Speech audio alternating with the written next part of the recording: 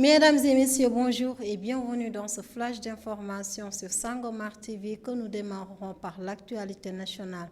Covid-19 ce jeudi 23 décembre 2021, 33 cas ont été rapportés sur les 1646 tests effectués. Il s'agit de 2 cas contacts, 2 cas importés et de 29 cas issus de la transmission communautaire. 15 patients hospitalisés ont été contrôlés négatifs et déclarés guéris. Aucun décès n'a été enregistré. Tué atrocement par l'agresseur Khalifa Diouf à Grand Médine, M. Diallo, âgé de 30 ans, un marchand ambulant qui venait juste de se marier il y a de cela un mois, c'est en voulant porter au secours à la dame Sendiaï qui se faisait agresser que M. Diallo s'est fait tuer. En effet, le bienfaiteur de cette ménagère a été poignardé mortellement par Khalifa Diouf derrière l'entrepôt à béton situé à Grand Médine en face du stade Léopold Sédar Senghor. Et puis la caissière principale de la LONASE, Ndeye Dieynaba Diallo, en prison depuis le 16 décembre dernier pour le détournement présumé de 1,436 milliards de francs CFA, a été trahie par une transaction faite depuis la machine d'une caissière en congé de maternité, une opération portant sur 37 millions de francs CFA et a été effectuée. La mise en cause profitait de l'absence des caissières pour effectuer des opérations en créant des gagnants fictifs au jeu.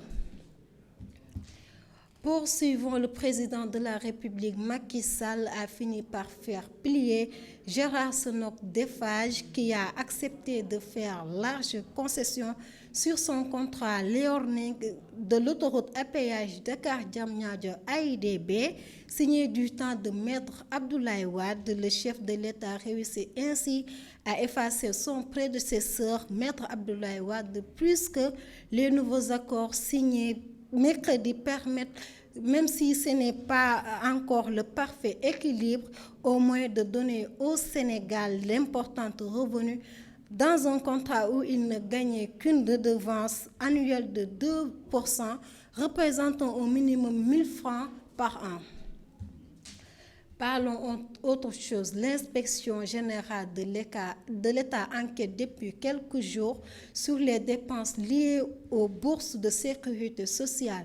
Malgré les fonds décaissés, il est récurrent que les paiements de ces bourses destinées à des familles de ménagères défavorisées enregistrent des retards, autant pour moi.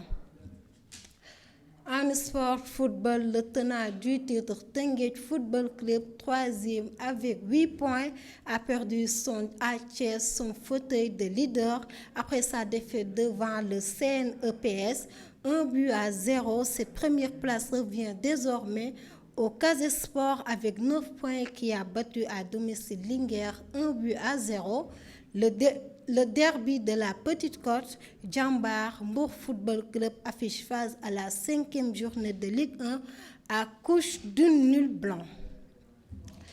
Et enfin, sur l'international, l'insécurité dans cette région de l'ouest du pays a conduit aux fermetures de certaines écoles. Selon le Bureau de coordination des affaires humanitaires des Nations Unies, les derniers chiffres publiés, le phénomène a touché près de 580 écoles, soit 24% des établissements scolaires de la région, et plus de 53 000 enfants ont été privés de continuité pédagogique à cause des activités liées aux groupes armés.